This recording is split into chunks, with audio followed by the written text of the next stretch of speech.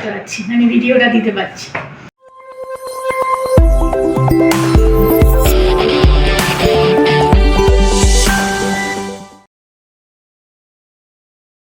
আজকে কিন্তু স্পন্দন একেবারে সুস্থ, দুদিন আর জ্বর আসেনি। একেবারে সুস্থ বলাটা ভুল, জ্বর আসেনি দুদিন, একটু সামান্য আর কি যেরকম খাচ্ছিল তার থেকে হয়তো 2 চামচ খাওয়াটা বেড়েছে এই। তবে ডাক্তারের কাছে আর নিতে হয়নি, আর উনি বলেছিলেন যে যদি জ্বর আসে তাহলে আবার ওনার কাছে নিয়ে যেতে, কিন্তু জ্বর যেহেতু আসেনি আর নিতে হয়। ভালোই হয়েছে, সাই বাবা ঠিক করে দিয়েছে। সেই ওখান থেকে সেই ছোট গ্লাসটা ওআরএস খেতেই যাচ্ছি। ছোট গ্লাসটায় ওআরএস খেতেই যাচ্ছি। দাঁড়াও দেখাচ্ছি ছোট গ্লাসটা। তো ওষুধ তো খেতেই হবে তোকে। এই যে স্পন্দনের ছোট গ্লাস, এতে মানে কতক্ষণ বাদে বাদে দিতে? আধ ঘন্টা। আধ ঘন্টার তাড়াতাড়ি হবে আর হ্যাঁ 20-25 মিনিট, আধ ঘন্টা। 15-20 মিনিট পর পরই এই গ্লাসে 2 গ্লাস করে ওআরএস ওই খেয়ে উঠে দাঁড়িয়েছে। আর স্যালাইন খেতে হয়নি, বলো? আমার ঘরে ভয় ছিল হসপিটালে যাব। তো যাই হোক, ওয়েলকাম ব্যাক টু গানে আড্ডায়। আশা করি তোমরা সকলেই ভালো আছো। অনেক দিন বাদে আমরা একটু আর কি মনটা আনন্দে ব্লগটা করতে পারছি, মানে ভিডিওটা দিতে পারছি। চলো আজকে স্পন্দনের জন্য বানাবো, ওর জন্য ওই হেলদি খাবার দাবার বানিয়ে, আর ওই স্যুপ বানিয়ে আমিও হাঁপিয়ে গেছি, বুঝেছো? কিন্তু কি বানাতেই হবে, আগামী আরো 7-8টা দিন ওকে এসবই খাবার দাবার দিতে হবে। একটু বানাবো হচ্ছে ডালিয়ার পোলাও, বিকেলবেলা ওকে একটু খেতেও দেবো। চলো তাহলে দেখে নিই। এখানে আমি বিনস, গাজর, কড়াইশুঁটি, একটু কিশমিশ, কাজু আর কাঁচা লঙ্কা নিয়েছি। ফুলকপিটা ওকে দিলাম না, তা না হলে এটার সাথে ফুলকপিও কিন্তু নেওয়া যেতে পারে। এখানে কিন্তু বিনসটা আর কড়াইশুঁটিটা আমি সামান্য একটু লবণ গরম জলে একটুখানি ভাপ দিয়ে জলটা ফেলে রেখে দিয়েছি। গাজরটা কাঁচাই আছে, আর কাজু কিশমিশ লঙ্কা তো আছেই। চলো তাহলে করি। কড়াইতে প্রথমে দিয়ে দিচ্ছি 1 চামচ মতো সাদা তেল, আর তার সাথে 1 চামচ বাটার। একটু গরম হয়ে গেছে, তারপর দিয়ে দেবো একটা তেজপাতা। শুকনো লঙ্কাটা দেবো, দানাটা ফেলে দেবো। হ্যাঁ,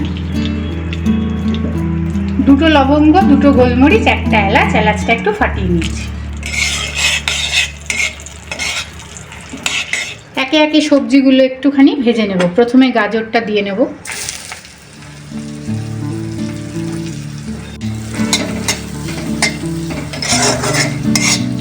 এখানে 1 কাপ পরিমাণে ডালিয়া নিয়েছি, ডালিয়াটাও শুকনো খোলা একটু ভালো করে ভেজে নেব। গ্যাসের ফ্লেমটাকে একেবারে কমিয়ে দিয়ে ডালিয়াটাকে সুন্দর করে ভেজে নেব। ডালিয়া ভাজা যত ভালো হবে, পোলাওটাও কিন্তু ততটাই ঝরঝরে হবে। এবারে দিয়ে দিচ্ছি বিনস, কড়াইশুঁটি, কাঁচা লঙ্কা। কাঁচা লঙ্কাটা কিন্তু যে যার ঝালের, মানে যে যতটুকু ঝাল খাবে সেই বুঝে ব্যবহার করো। আমি এখানে 2টো কাঁচা লঙ্কা নিয়েছি।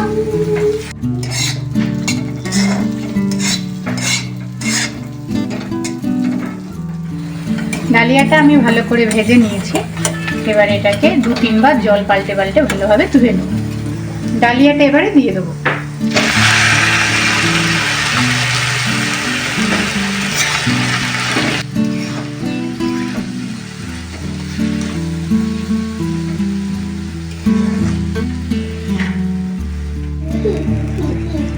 তেজপাতা 2টো এবার আমি ফেলে দেবো।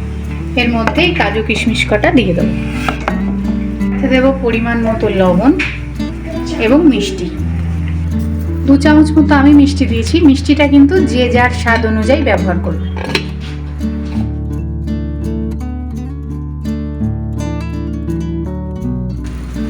গ্যাসের ফ্লেমটাকে হাইতে করে দিলে এই রান্নাটা কিন্তু অতটা জুৎসই হবে না। গ্যাসের ফ্লেমটাকে লোতে বা মিডিয়ামে রেখেই রান্নাটা করতে হবে।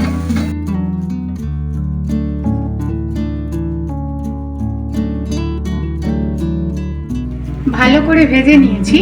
এবারে উষ্ণ গরম জল দিয়ে দেবো 2 কাপ পরিমাণে। 1 কাপ ডালিয়া 2 কাপ জল দেবো।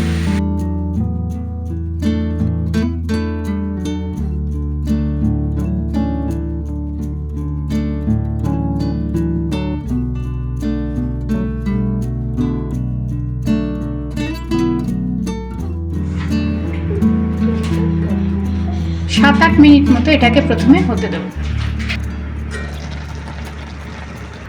এখনো জল রয়ে গেছে, তাই আরো 10 মিনিট হতে দেবো।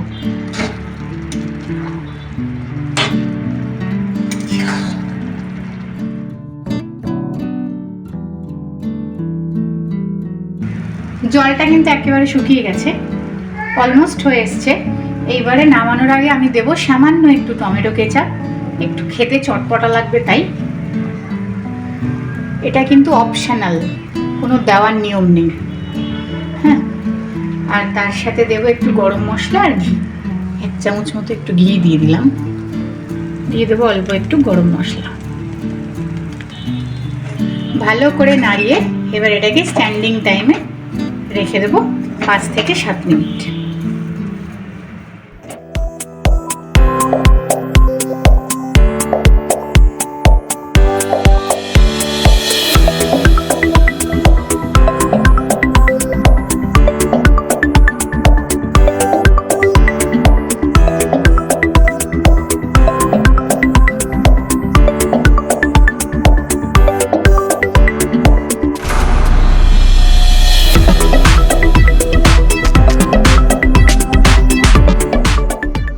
দেখো সামনেই সরস্বতী পুজো আসছে, আর এটা সম্পূর্ণ একটা নিরামিষ রেসিপি। সরস্বতী পুজোতে আমরা খিচুড়ি, পোলাও এগুলো তো খাই গোবিন্দভোগ চালে, কিন্তু অনেকেরই আছে যে গোবিন্দভোগ চালটা কিন্তু ঠিকঠাক মতো শরীরের সহ্য হয় না, অনেকের অনেক ধরনের সমস্যাও হয়।